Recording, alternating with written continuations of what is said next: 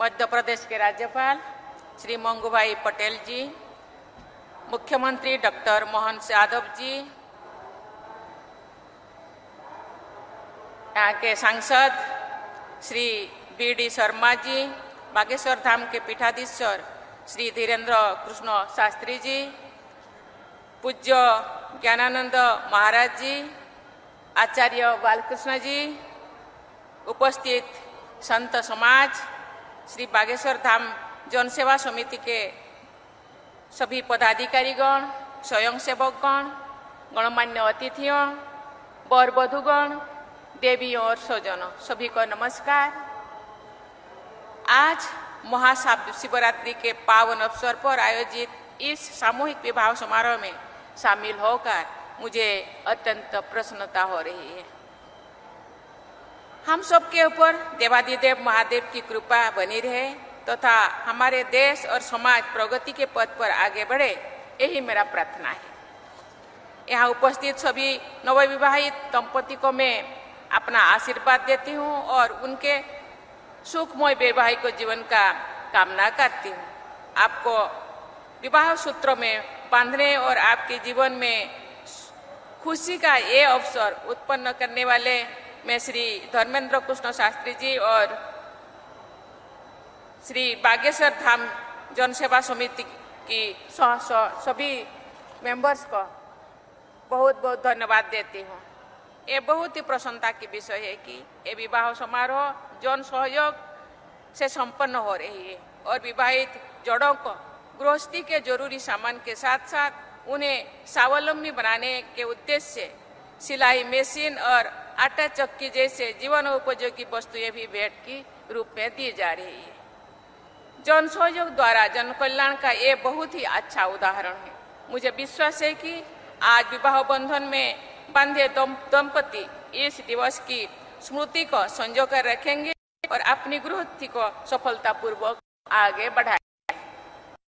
देवियों और स्वजनों, भारतीय परंपरा में संतों ने सदियों से अपने कर्म और वाणी से जनमानस को राह दिखाई है। समकालीन समाज में प्राप्त सामाजिक कुरीतियों के विरुद्ध आवाज उठाए हैं। उन्होंने समाज में फैले अंधविश्वासों के बारे में लोगों को जागरूक किया है।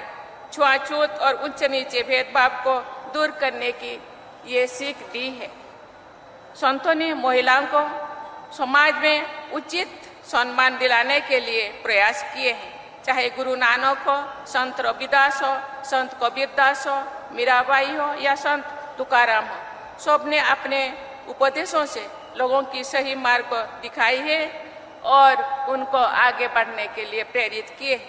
भारतीय समाज में अनेक योगदान ने ही उन्हें पूजनीय स्थान दिलाए हैं।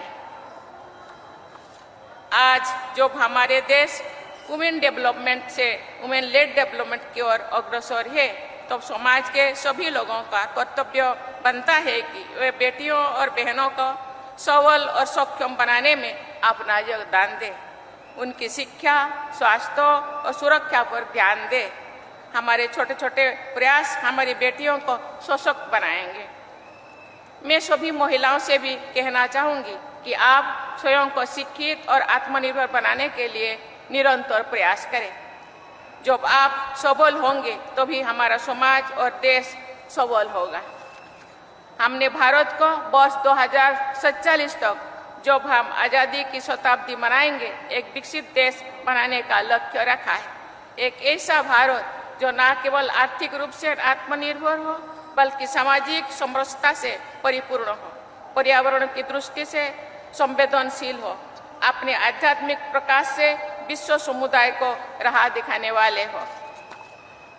ऐसे भारत के निर्माण में समकालीन संतों की भी अहम भूमिका है। ये लोगों को सामाजिक एकता बढ़ाने के लिए और पर्यावरण संरक्षण के लिए तथा अपनी ऊर्जा को राष्ट्र निर्माण में लगाने के लिए प्रेरित करते रहते हैं।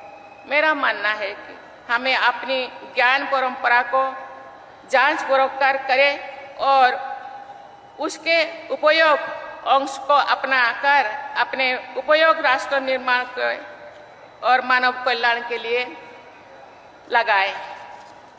इसी भावना के साथ कार्य करते हुए आगे बढ़ते रहें। इसी कामना के साथ मैं सभी नवविवाहित वर वधुओं को उनके स्वर्णिम भविष्य के लिए मंगल कामना करती हूँ तथा सभी को आशीर्वाद देती हूँ कि उन सुखमय